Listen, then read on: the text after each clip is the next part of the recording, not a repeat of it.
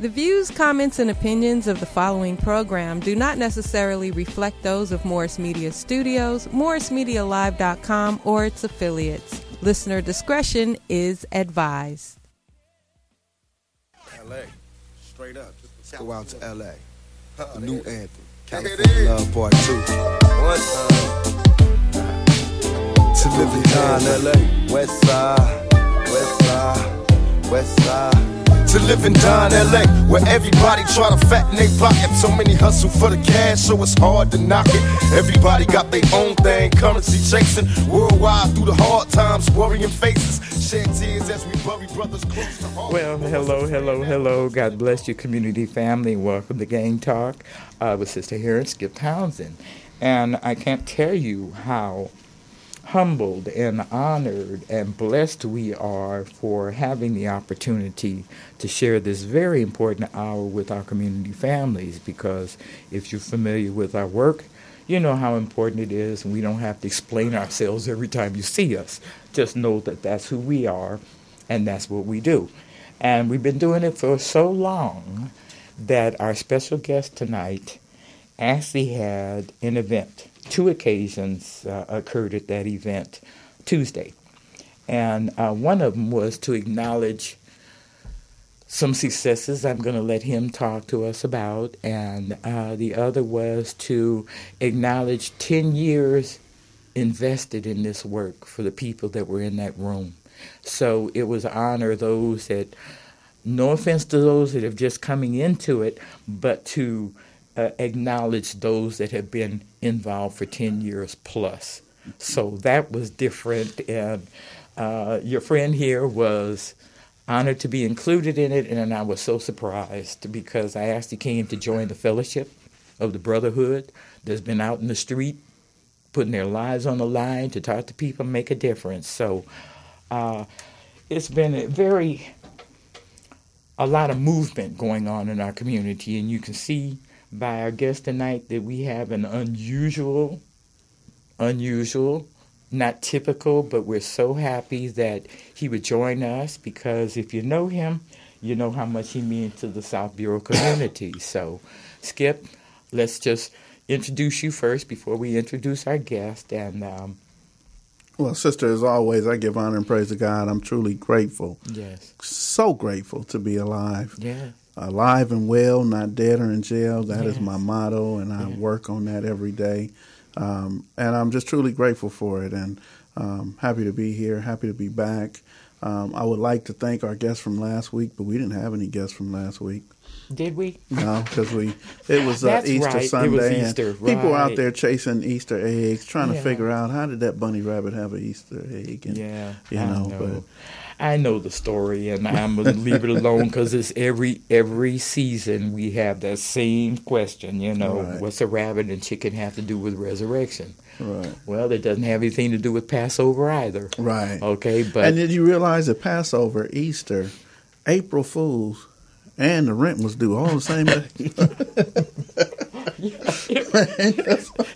I don't know to laugh or cry, make jokes or I what. know. It's a whole bunch of emotions on one day. So I know. That's why I'm just grateful to be here. Yes, me too. And I'm so grateful because of our guest here tonight, that the effect that you've had in your comeback, in your recovery, in your clarification in your mind as to who you were and how important you were. Yeah. If only to your mom and your family somewhere, and your kids. Oh, yeah. You recognize that my life has to mean more than what I've been doing with it. So we're here to not only thank you, but thank you for being our co-host for so long, Skipp, but more importantly, to thank you for the work that you've been doing that brings our special guest here tonight. So, Yes, indeed. So I'm just being obedient to God. Yes, you are.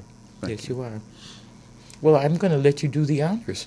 You're going to let me do the honors? Yes, I'm going to let you do the honors. All right. You just saw him earlier today, so Yes, indeed. this is a surprise for me. So for people who don't know, in June, our current chief of police will be leaving, retiring, and there is a hunt for a new chief of police right now. Right. And I like people who come from the community. And when I say come from the community, I mean actually raised, you know, as I know the story, right behind that McDonald's over there on Century and Western. So truly grateful that he's here with us. He is currently the Deputy Chief of Operation South Bureau, one-time captain of Southeast Division. Yes, and he came in at a time when we were just beginning to build the relationship with Rick Jacobs, and so everyone was mad, like, man, it took us 14 months to become friends with Rick Jacobs, and now you're bringing in somebody else. And he turned out to be a blessing. So I'm truly grateful and honored to be able to call him my friend. Yes. So, yes, indeed. He is Phil Tangarides. Deputy Chief Phil Tangarides. Yes, indeed. I thought I said that, Operation South Bureau Deputy You didn't Chief. say Operation South Bureau, but we want to make sure we give him his title. Yes, indeed. He earned that. Yes. He definitely earned it. Yes, he has. And I'm just going to say the Watts community adores you. Oh, without a doubt. And your wife. And they were really sorry to see you get promoted, but at the same time, they're so happy for you that we finally have some communication and effective work at South Bureau. It's taken a lot of years, and so I'm just one that wants to thank you face to face and for everything that you've done and what you mean to our people. Thank you so much. I'm probably one of the most fortunate people in the world, because very rarely do you get to go back and give back and work in a community that you came from. I'm third generation South LA. Both my parents went to Washington High School, and both lived in what was then 77th. And you know, I was fortunate to get to come back and be here, and at a time when there was a lot of problems between the police and the community. Oh, absolutely. And you know, I will never forget. About 2 weeks after I got to Southeast, in 2007, we had an officer-involved shooting, and it was a 17-year-old who had been in contact with some officers. He had a gun, and ultimately there was a shooting, and he was killed. And community members came to Southeast Station, and they were on their way in to take over the front lobby of the station. And, and as I got out there and met with them along with Rick Jacobs. Oh, that was us, sister. That was Jamel Witherspoon. I mean, Witherspoon. I'm never going to on the moped. Yes. Yes, and he was running away from a shooting. Yes, I remember. And so, you know, Rick Jacobs told me, he says, you know, this is yours now, and you need to find a way to fix this. Right. But, You're right. But that was really one of those aha moments for me. Oh yeah. Because I had started my career in Watts in 1980. And I had been around, and I had seen how the LAPD operated, and the disconnect between the police, and really almost the hatred, the officers to the community, and the community to the officers. That's the truth, Chief. You're not telling any stories out of the book. I mean, this is really what was going on in those days. That's why you become so important to us. Well, and I learned this from Chief Braden. You know, he said, any event, even a tragic event, is an opportunity. Yeah. And so, you know, that was when I decided that we needed to change things. We had to do things different, and that we, the police department, we can't do this by ourselves. We have to have a partnership. We have to work together, and we have to care for each other. And so, you know, over the next 8 years, now when I got to Southeast, I was the 6th captain in 5 years. I'm not surprised. Chief Beck was kind enough to leave me there for 8 years, which allowed me to build a lot of relationships. Now, let me say something. That is not fair. I mean, it was fair to Watts, but that is not fair to the rest of us when we get to these relationships with the captains and then they're gone within 18 months or 2 years. Yeah. That just isn't fair. Watts was spoiled. Watts, seriously. And to the fact where even as a deputy chief, you're from Watts. I don't care where you live or where, but you're from Watts. And when people see, when I see people, I say, oh, they go to Watts table. If you sitting there, that's Watts people. Yeah. That's not fair. We needed Southwest people too.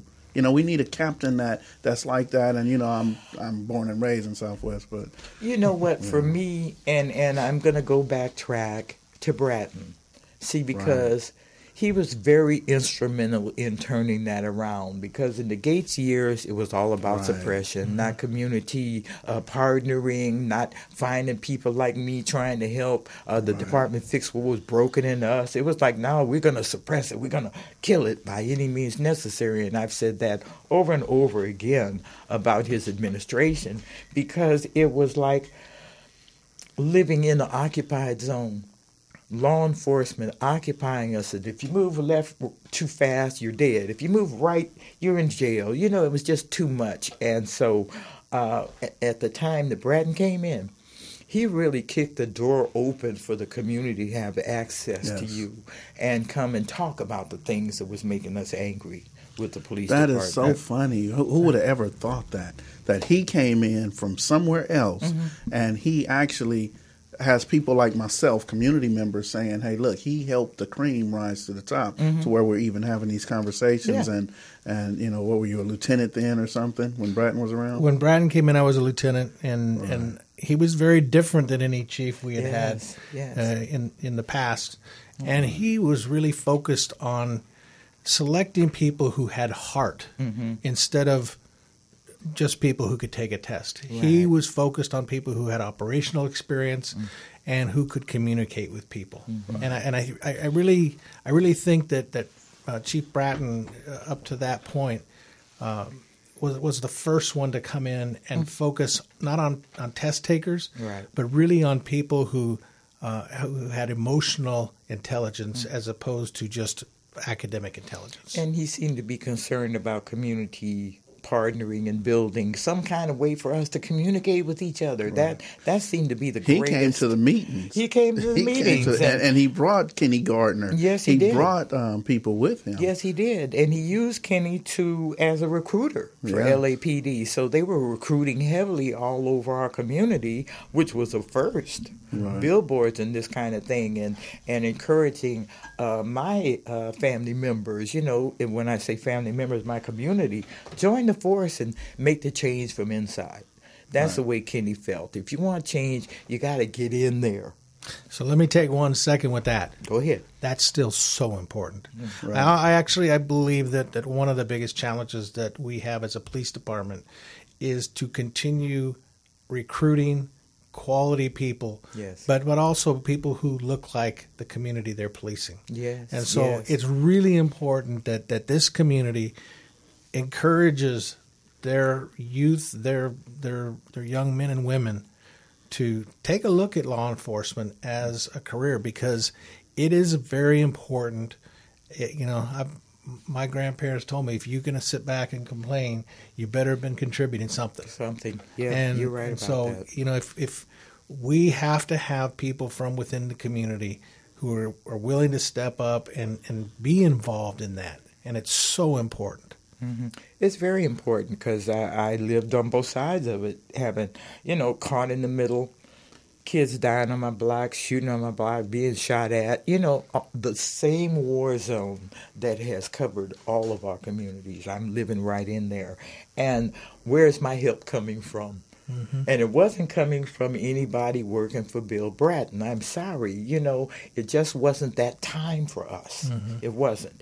And he was such an adversary that he made it worse for the community to have any respect or... Wait, you mean Bratton or Gates? Gates. Right. I'm sorry, Gates. Don't let me misspeak Bratton. You threw Bratton in there with Gates. No, I'm sorry, Chief Bratton. I didn't mean to. It was a slip of the tongue, and I apologize. But no, the Gates years caused more damage.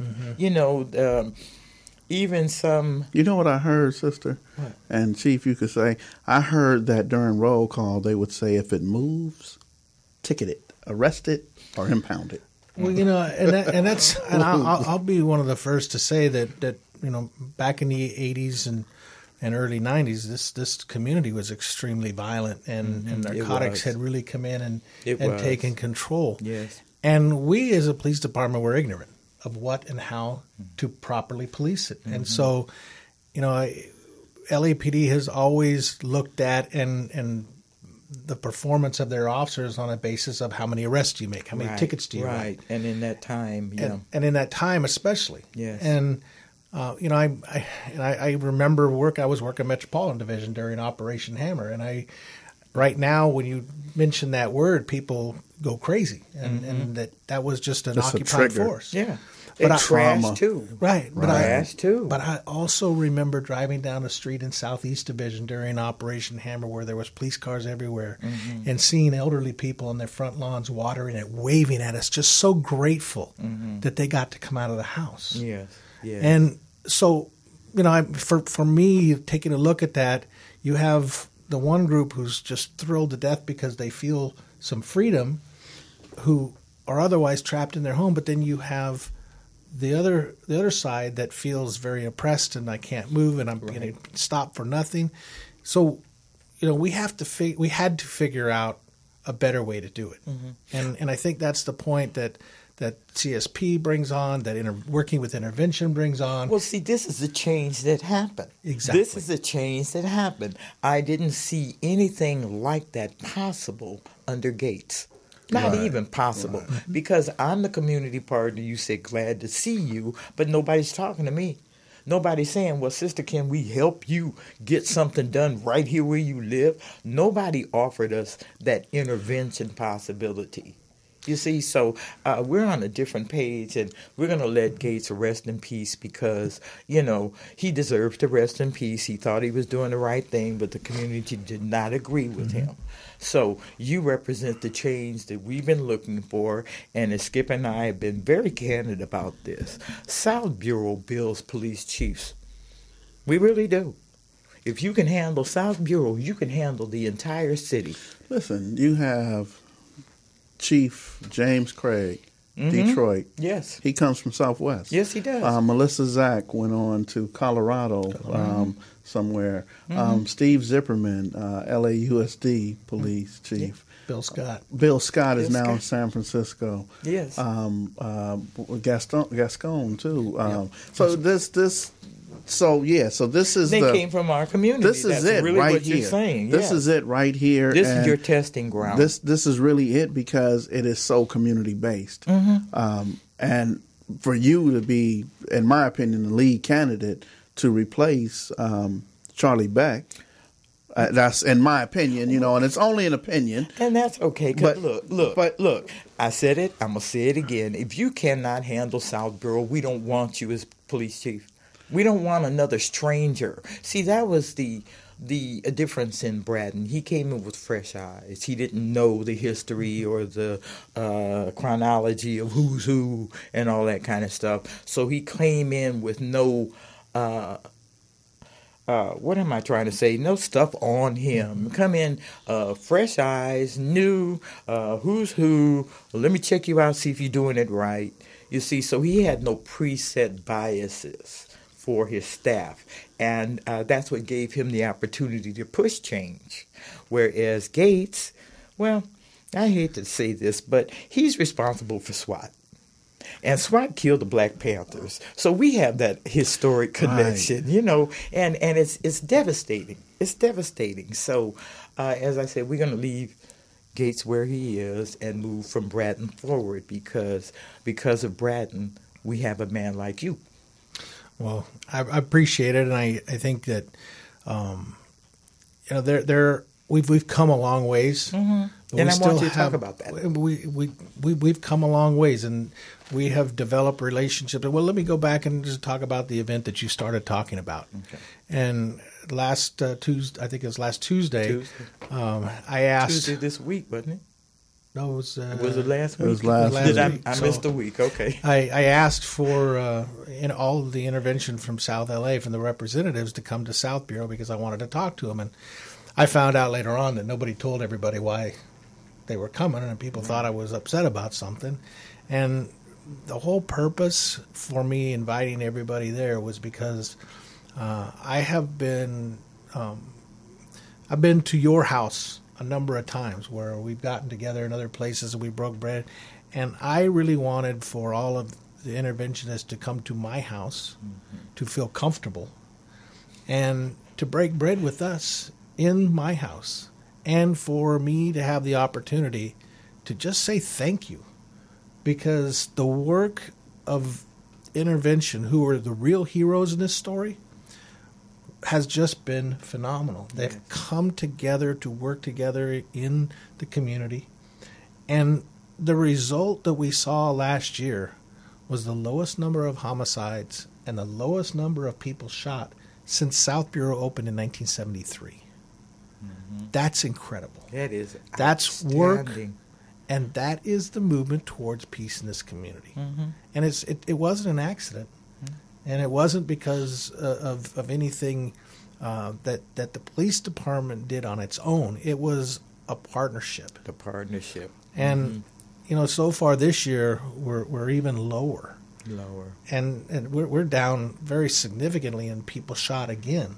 And so I wanted to have that opportunity to say thank you, and especially to those who, I came here a little over 10 years ago into South LA as the captain in Southeast, and I wanted to acknowledge and thank those people who I have been working with for that entire 10-year period. And so, thanks to both of you. You were both part of that.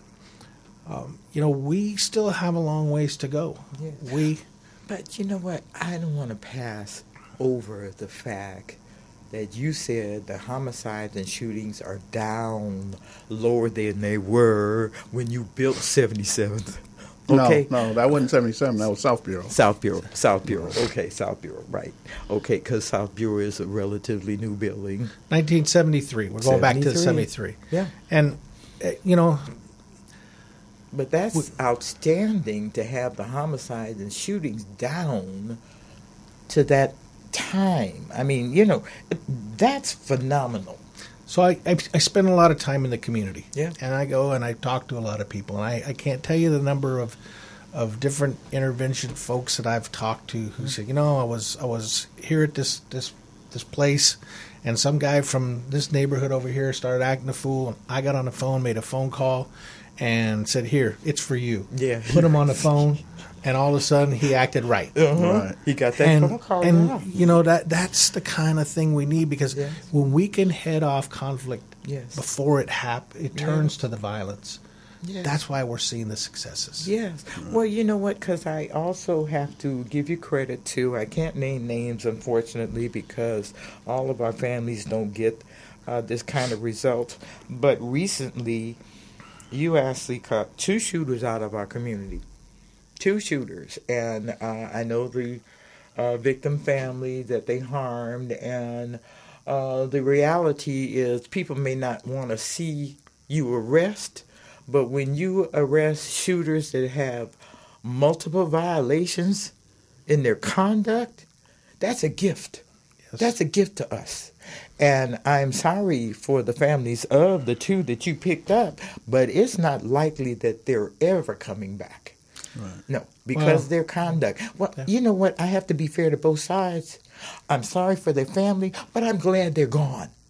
I'm glad they're leaving. I'm glad that you caught them, that they can't hurt another family like any more families like they already have. So this is the other side where we need you. We may not like you, but we need you. So let me say real quick that this is my main focus. My main focus is catching those shooters before they shoot. Yes. How can I address the trauma, the hurt, the pain that will make them want to go out and do this and hurt other people? One story Taco had told me is about a man who turned left intersection, and his son was upstairs, and they knocked on the door and said, man, Dad got hit on a moped. And he came outside, he's crying, and they say, man, he may or may not make it. And he immediately went to the side and he asked his friends, who has a gun? Mm-hmm. And they said, for what? Mm-hmm. And he said, man, somebody going to feel this tonight. Yeah. But wait, your dad didn't get shot and killed. It was he turned left. So, traffic unit going to say he's at fault. He's party one. So how are you even mad when your father turned left, but hurt people?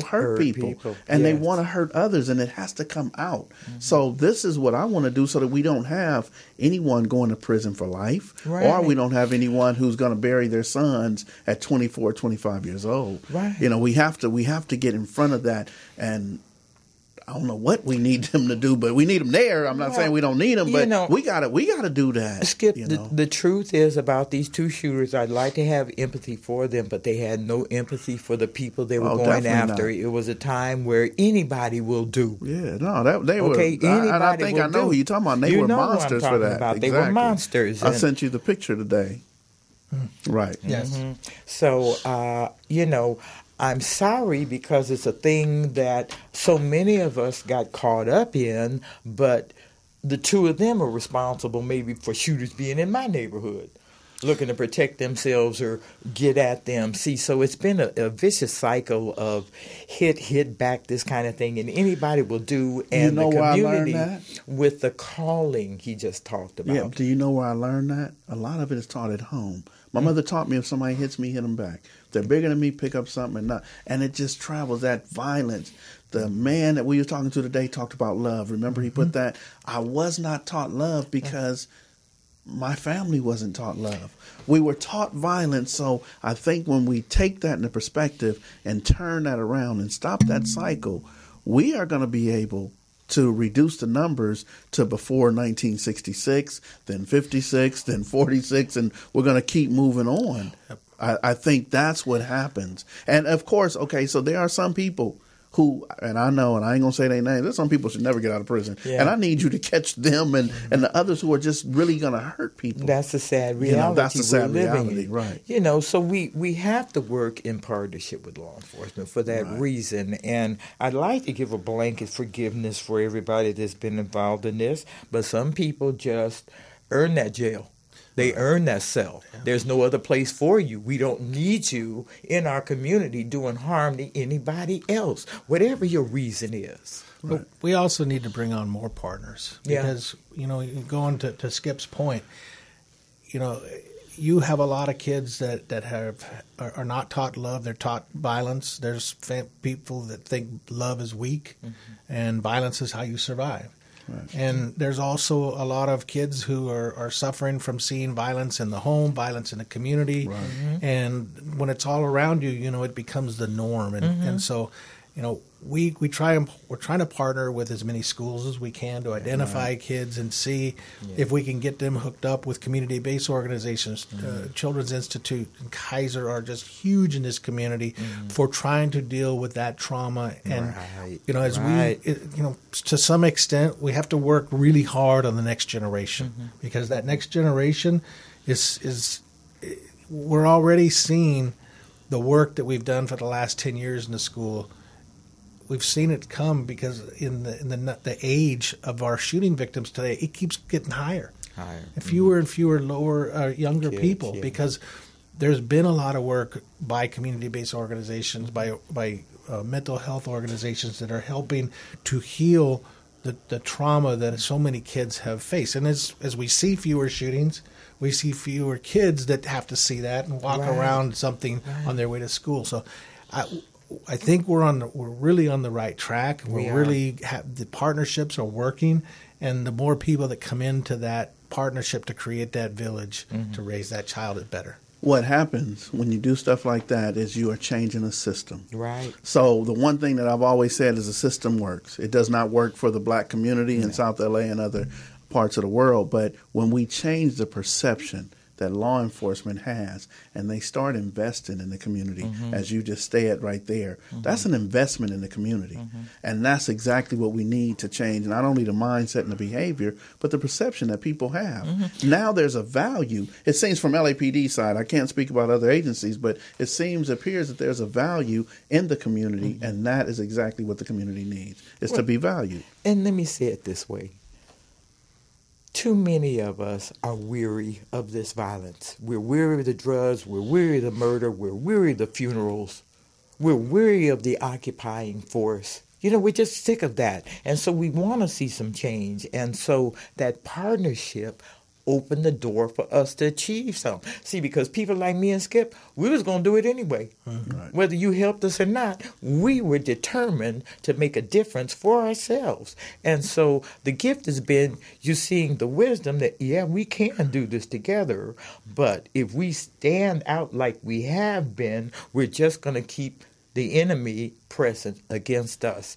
And to be quite candid with you, Chief, I've seen the evidence of the change within the last year in my own block. Good. In that there was an incident that happened across the street. Some witnesses were very upset about it. They called the police. They followed the perpetrator.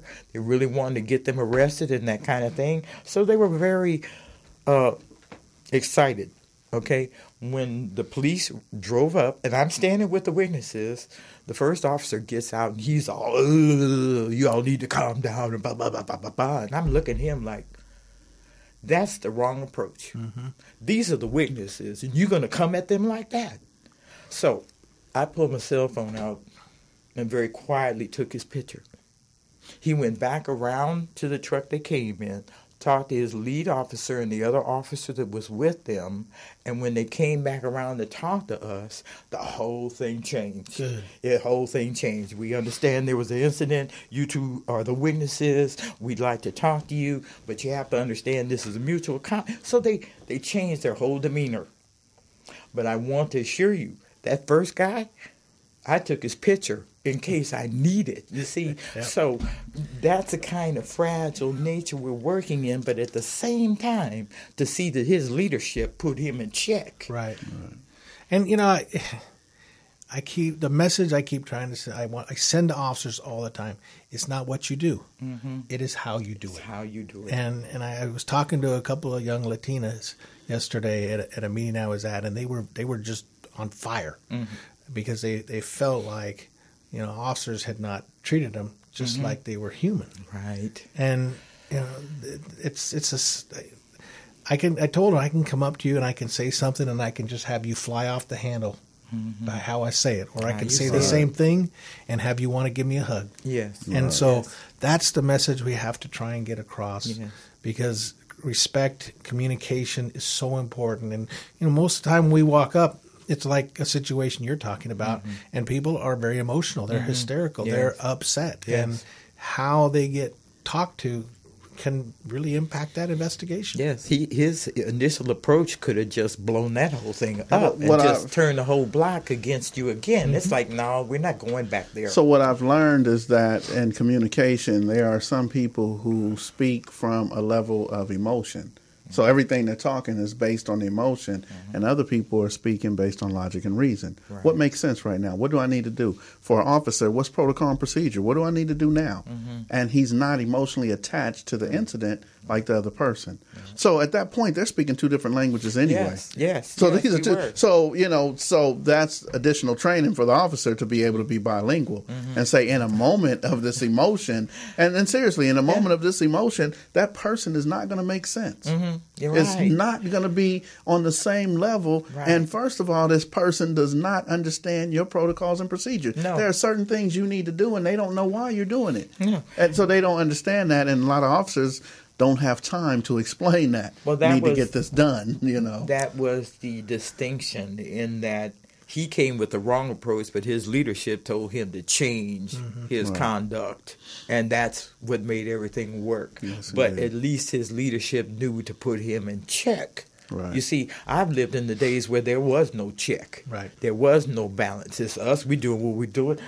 Get out the way, little lady. You know, that kind of disrespect. And I've had it so many times I don't want to go back over that bridge, but I want to compliment the changes that I personally have seen, and it's because of the partnership with intervention, the sensitivity training that Skipp and Taco have been involved in, even to the event they invited ceasefire members to come and try to do the target the simulator. The simulator. Yes. Oh, that exposed a lot of people. Yes. That exposed the interventionists who were out of shape, had difficulty breathing. You know, after that. And the ones talking about, well, I would do this. Let's find out. Yeah, when it's a real live situation, things kind of change. Yes. And then we're talking about communication. You know, the one thing I saw is that in the simulator there was a lack of communication. We were in Harbor Division, and we were in the back behind the parking lot, and I was sitting there, I was upstairs and I was watching. I'm like, man, they're not even talking to each other. You know, so it's a lot of things that I'm able to see when it's not me. Right. You know, so it's easy for me to judge. I look and say, oh man, look at them police officers did that, and they talking bad to the people, and and have no idea what they actually go through. Yeah, that woke me up. That simulator training, I have a deeper respect. A deeper respect. Yes, I mean, I still, throw rocks though. Yeah, I gotta throw rocks. I don't just hug, especially Metro. I do not hug Metro officers. And I called you one night, man. They don't want to hug me either. So we had a Metro officer come to Ceasefire one time, and I just found him so disrespectful. Oh, he was checking his phone, listening to his radio, and it was beyond that. It was his demeanor. Right, I got it was a job arrogant to do, and I'm going to do my job. He was very arrogant. Very arrogant, listening to his radio in the middle, saying something you do like this. Oh yeah, no, see, I'm gonna have to go, and this is good. Yeah. Like, bless your heart, brother. He go was hit the the door. One that I didn't want driving around in my neighborhood. It's like, not you, son. Right. I don't care. Not you. I don't want Metro anyway, but you, I really don't want you. And he was a sergeant. Yeah. So imagine if I'm talking to somebody from Metro and I say, call your supervisor. And it's him. I'll be like, hey, my bad, man. Y'all just go. Y'all do what you want to do because I'm out of here. So, Let me tell you a Metro story from last night, though. Okay. This actually occurred last night. Metro officers, and their job is really it's to go out and try and find weapons, try and find stolen cars, that kind of thing. And they take far too many weapons off the street. But last night they saw a car, no license plate on it. They stopped it and it ended up being a stolen car. It was taken earlier that day over in Newton Division. And when they finished that processing and arrested the driver of the car and finished the booking process, the person that was driving the car asked to speak to a supervisor and wrote a commendation to those officers because they treated her so well. Oh. And so, I say that because, I don't want to broad brush anything. Yeah. And we do have good people in a lot of places. And as we try and make the change throughout the department, I've rolled around a number of nights with Metro to make sure that while they're in this community, they're being respectful and they're doing things right. And the story you're talking about, that's unfortunate. I wish I had been there because sometimes that just the message you send. Metro is a long way away from this. Yeah, Metro is like a totally different agency. They're not even LAPD to me. It's almost like they are. Right, independent. They have carte blanche. They can do whatever the heck they want Torrance to. They can Culver do it any way they want to. Yeah, I got no respect for Metro. No offense, Chief. I got no respect. And this is sister saying this. Right. Well, I said it too. So they have not done anything to win. They don't. The thing is, they don't want community. They're not community. They're not community. Yeah, they don't care. But and what's so important, sisters, that me and you know this. So when the public looks at law enforcement, they just see a uniform. Right. So when we have good, I don't want to say good versus bad, but we have relationships with LAPD gang units, and we sit down and talk with them. We have relationships with the captains, and they have us talk to patrol. Training, we have the train what Carradine does. These different trainings, and we say, okay, so we finally got a good department, and then here comes Metro. And they look the same, drive the same cars, come out the same shops, but they don't act the same. It's like your cousin, man, that you don't want to invite back over to your house. You know what I mean? Yeah. The one who be setting fires and stealing and making a plate to go home with and stuff. Yeah, that's what Metro's like. That's man. what Metro's like. Yep, the guests you don't want. Yeah, right. They are. And I love that analogy. And taking a plate to go home. Right. Well, see, that's the beauty about this new relationship with you, is that we can talk about these things in candid ways and laugh about the foolishness that's involved on both sides. Right. Both sides. It's not just our foolishness, it's your foolishness too. It's not just your foolishness, it's our foolishness too. So, it's become very effective in that Skipp and the men and women that do what he does with the phone, on the street, in the groups, everything he's doing that community involvement. And when it comes to men like these two shooters, his organization needs you to get those two shooters out of the way. And so I just want to thank you for that. I want to thank you for the families, all the families that have been harmed by these two. I want to thank you for getting them out of our neighborhoods. Yes, thank you. We have to be grateful for that. I'm sorry that we still have that mindset of vengeance, because no community is free from this horror. None. And there are wounds that may never be healed. But if we continue to have two guys like that don't care come around and kill anybody, we'll never get out of this. Never. So it's very important on the big picture scale that you got these two. Well, I am so proud of our homicide unit, South Bureau Homicide. They are investigators who take every single crime seriously. They are now. Yes, and the change in the last 4 to 5 years has been phenomenal. Yes. We really focus on handling crime scenes very differently. Yes. And trying to anticipate very emotional, very upset family coming in and be prepared for that in a much better way than we have in the past. Yes. But also really trying to show compassion to that family as opposed to just being somebody that needs to be on the other side of the yellow tape. Right. And trying to show more respect to that crime scene. And what has happened as a result is that the investigators have much better relationships with the families who normally know what's gone on. And our clearance rate, the number of homicides that we've solved, has just skyrocketed in the last couple of years. And, that's one of the most, if not the most important crime that needs to be investigated in detail because it impacts two families. Yes. And so I'm extremely proud of our officers that are in that for not just solving crimes, because that's not always the most important, but the relationships and the respect and the compassion that they've done their job with and shown to those families every single day. It's very important, and I'm so sorry to pinpoint these two men. I wish their scenario had been something much more productive than the path that they were on, but it's a choice, not only the choice they made, but the choice they decided to stay with. You see, once you kill, it's supposed to take something out of you. And if you're a murderer, we're supposed to take you out of the community. That's the way it's supposed to work. But when you're a multiple shooter, multiple cases, and it's two of you, that's a life choice. That's a life choice. So you made your decision. The community made the decision that we can't use you. We don't need you. You're not helping us. It's time for you to leave. And then LAPD comes and gets them to the exit. That's the way it's supposed to work. So I really want to thank you on behalf of that family, and thank you on behalf of the families that are still looking for that conclusion. Let the detectives know we still have families out here still waiting for their murderers to be identified and captured. And, it's a sad thing that we've been through the years, but to know that those homicides are down by 55%, that's substantial.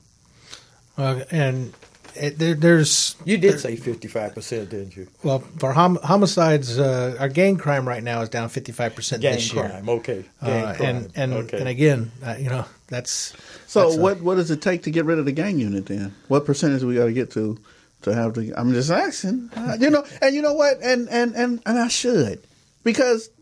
Chief of Police, you're going to have these tough questions, so let me throw rocks because we're friends. We can go eat afterwards, as opposed to, other groups who want to see, everybody just gone from LAPD. But what would it take, seriously, to get rid of... LAPD is not going away. Right. And folks should stop dreaming that dream. It's just not going to happen. Stop wasting your energy dreaming that they're going to disappear. But I have to ask this question because LAPD has a budget of over $1 billion.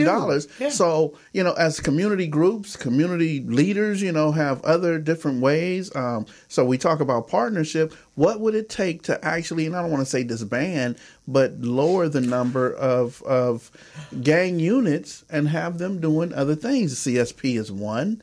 There are a number. CSP? That's the Community Safety Policing Partnership. Okay. Well, everybody doesn't know those names. Okay. So, I understand your question because I know there are a lot of folks out there who.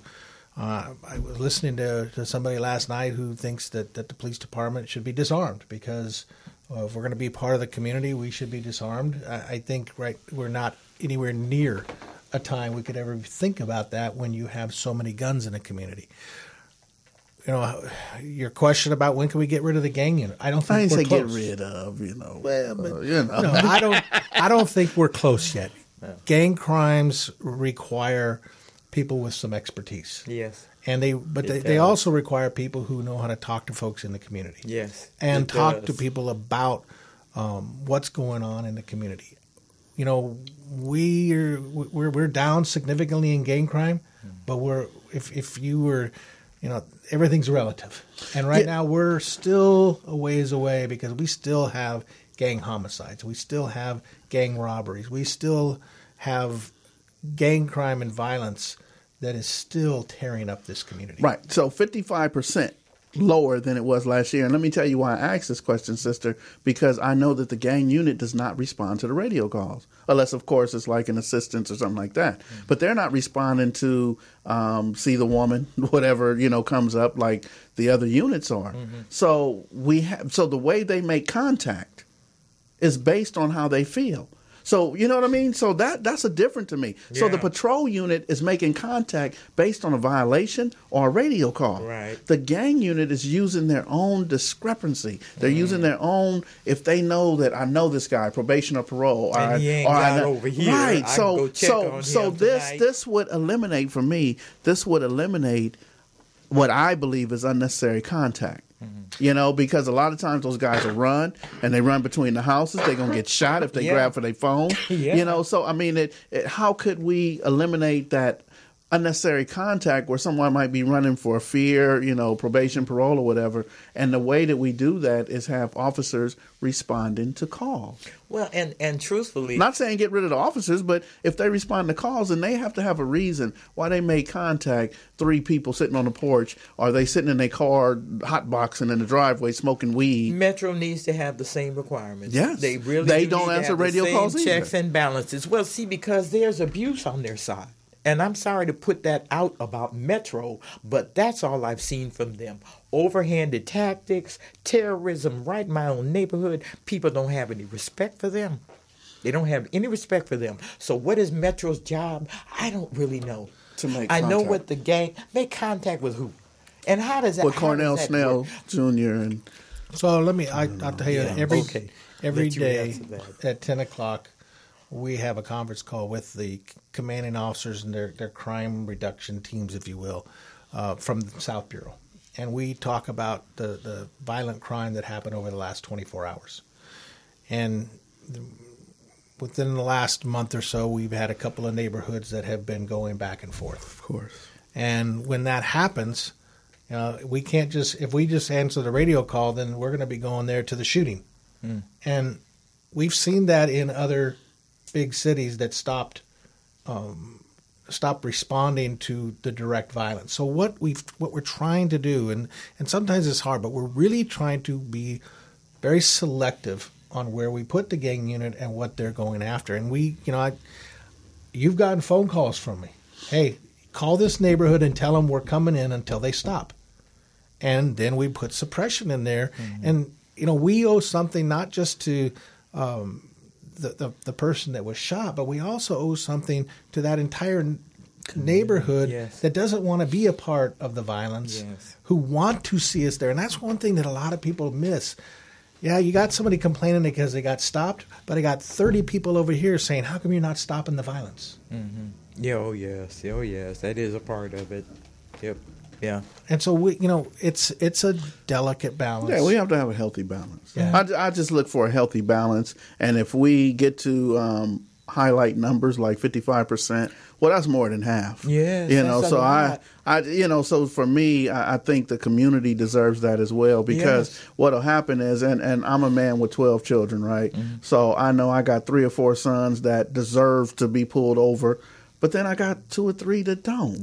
But they all get pulled over together. Yeah. They all get the same treatment. Yes. And for me, and I know that I have to treat certain people in the manner in which they behave, in the manner in which they act. And I just can't throw them all into the same pot. Mm-hmm. And that's what happens when we have Metro or we have, officers who can make contact just simply to be making contact. Then everybody's thrown into the same pot and arena. And y'all just made my point that we have a lot more work to do. Yes. I don't want to just bash on Metro, but Metro hasn't caught up with the rest of us. Okay, they're not communicative. We can't dialogue with them. We can't get any understanding of how they operate. So with a new chief that can highlight this. Yeah. And bring Metro into these conversations. Yes. They have a specific job. They have work to do. I want them to go home each and every night that they go 10-8 or whatever y'all call it. I want them to be able to go home that evening. Mm-hmm. However, I need my community members to go home as well. Or go to jail if they've done something wrong. Right. If they've done something wrong, then I think they should go to jail. Mm-hmm. But I just don't want anyone to die. Right. Because we've made contact and we don't have effective communication. That's my whole thing. Yeah, you're right about that, Skipp. It's a whole process, and that's the beauty about what we've accomplished in these last years, from the time when that was not even possible. Never going to talk to you. We're going to fix this thing one way or the other, with you or without you. But we're on a mission here, and you're either going to agree with us or we're going to be enemies, as we always have. And so you being here represents that positive change that we've been pushing for. You've been pushing for it. We've been pushing for it. And the good news is we finally found some common ground where at least we could communicate, even be agreeable, even if we disagree. Well, I think, too, I'm going to take it a step farther. I think, too, we've now gotten to know each other enough that we're both people with very similar wants, needs, desires, and goals, and we've developed a respect and understanding. And Skipp said it, I can ask these hard questions, and you said it. We can laugh about it, and and I've heard every single word you guys have said. So know that when I leave here, I'll be calling and sharing what you guys have said with the captain of Metro, so that he's aware of that. Who is that? Who's the captain? John Tippett. He's a great guy. And he comes from Southeast. Where was he before he was with Metro? He was at Southeast. Was he? Yeah. Well, he was a captain there? No, he was a lieutenant there. Lieutenant. Okay. He was a captain. No, he wasn't a captain in South Bureau. But I tried really hard to get him here because he gets it. And that's one of the reasons why Chief Beck put him over in Metro, because he does get it, and he's got a big challenge over there because 4 years, their only job has been suppression, and they don't answer to a specific community. Right. And so, know that I'm going to share that. But, had this been a different day, we would have been sitting here yelling at each other. Oh, yes. Well, you wouldn't have been here. I'd have been outside giving you a ticket. I definitely wouldn't have been here. I wouldn't be like, man, that's Skipp with him. I wouldn't be here either. Right. I got to keep my reputation intact. And people are already mad because we're friends. Yes. But I want them to know we're friends for a reason. This ain't no joke. We're not putting on some front for you to make you happy. This is real work. Right. This is real work that we've accomplished. And, Chief, I want to give you credit because the Watts community really came to respect you, adore you, protect you, and your wife. It's like, you don't do nothing against Captain T. We're not going to allow that. So for me, being born in this city, that's the first time I ever saw that happen ever. Right. Ever. To have as much love and affection for police leadership like the Watts community has for you. So let me tell you a story about his wife real quick, Amada. So we were at Kathy's her Mother's Day event about 2-3 years ago, Kathy Wooten, and Jessica. So I follow Jessica. Yes, I follow Jessica on Facebook. Wake up in the morning, have to see how she's feeling, because if she's feeling bad, she's gonna cuss out everybody, and I have to send her a message like, "Hey, I love you, and I hope you're all right." So anyway, when Jessica came to Kathy's thing, I was sitting there talking to you and Amada, and I said, "Oh, I want you to meet this lady." 2 of her sons were murdered. One was murdered the day of the trial of her first son's killers. Right. So murdered by his girlfriend. So I went and got Jessica. I said, "Jessica, come here. I want you to meet someone." And Jessica seen Amada. They don't know each other. Tears just came out of her eyes, and I don't know if you remember, but they just hugged for like 5 minutes straight. That to me, that is what, and that's what police work is. I'm sorry to say, but that's what police work is to understand a pain and empathy and to be there for someone. Yes. That was like, I could leave. I've done my intervention. I could just walk on at that point, Yeah. One of the reasons why, that we have the relationship that you described with Watts is because we went through a lot together. Yes. Amada and I have a lot of friends who live and work together with each other. And there's been a number of nights where we've got phone calls in the middle of the night. And we've gone to the hospital and we've grieved with them over losing family members. Right. And so, we've gone through a lot to get to where Watts is today. And Watts is in a far better place than it was 10 years ago. Yes, it is. And when you have those kind of relationships, it's so much more important to you that things go well and that they're done right. And that's been my take on police work in South LA. This is my family, and regardless of where I work, that's going to be my attitude. Right. So listen, two things real quick. So when you become the chief of police, you're not going to have the free time. I know that you go to the different games, you're involved with your family, so all your time is going to be gone. That's number one. So think about that. But number two is I was taught that whenever we have law enforcement at the table, I always have to have an ask. Don't let you guys leave without making a demand. Something has to come back to the community. Don't leave empty-handed. Right. So here's the thing. Last Tuesday, I got some food to go. Right. I had a plate to go last Tuesday. So what I wanted to do, right. And sometimes I am that cousin. People don't want over. Me too. But what I want is for you to give the community something. We're sitting here watching. What do you offer the community? What promise are you going to make? What is going to be different for the community when you become the chief of police? And this is being streamed, so we'll have it on YouTube, and we'll be able to go back 6-7 years from now and measure and say, did he do what he said he was going to do? Well, let's not put him in a belt. Why? That's why we're friends, because he could take it. You didn't do that to 45. Let's not do this to our local chief. Problem. Right. I have no problem. He's a tough guy. That's one at all. I really don't, because the last 10 years that I've been in South Bureau has just been a miracle for me, and I have seen the change in the relationship between the community and the police. I have had a teenage girl come running out of her house and say, "Do you remember me when I was in kindergarten and you were at my school and we cut your hair?" I have had... That's a real community partner right there. I have seen the impact that policing can have in a very positive way in a community that so badly needs to have the proper kind of policing.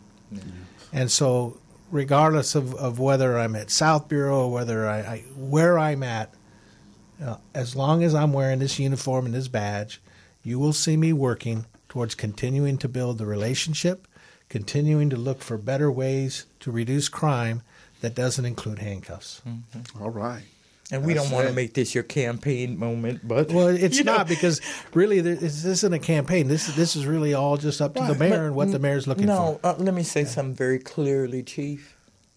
We would not be disappointed if you're coming in next, because our list of replacements for Charles Beck is extremely short. Extremely short. The way we say it is short. It's short. It's short list. It's real short.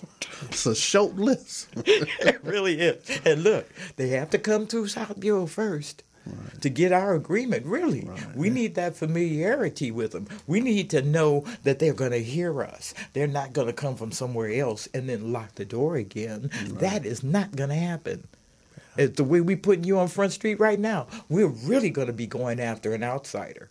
Well, I didn't even feel like that's Front Street, because That wasn't a hard question for me. Okay. Right. And I don't know what she got soft. see- No, she's sick. That's what it is. That's true. That's Right. true. But the replacement of the chief is very important to this Very community. important. If it don't mean anything to anybody else, Hollywood, we don't care. It's very important to us, and we don't want to see the wrong attitude coming back. Right. So anybody that hasn't passed through this way is going to have to prove themselves to us. Mm-hmm. If they want our support, they have to show that they're worthy of it. Yes, That's indeed. really what it is. And this is a man that's proved himself worthy Yes, over indeed. and over and over again. Yes, he has. That's why he's here. Yes, Thank indeed. you. Thank you for coming. Chief. Well, sister, this is where I say I have to keep my head to the sky. We're out of time already. We're out huh? of time. Well, God bless your community family. And, it's a hard reality that yesterday was the 50th anniversary of Yes. the assassination of somebody that meant so much to us. Martin Luther King Jr. And so we just want to honor him and all the men that put their lives on the line for our sake. Can I add a name, too? Please. You know my friend Young Johnny Yes. Biscuit. Oh, my God. Yes, he died in a car accident Easter morning. We just saw him He Tuesday. was Tuesday. He was there Tuesday. He was there, and he was we so worked for the happy. grid. Yes. Thursday, we were together the whole day. Yes. He's Just a joy. wonderful young man. Yeah, I'll bring up a picture so you can see him, too. Yeah, so God bless you. Thank you for listening. And Gang Talk will be back next week. Let's do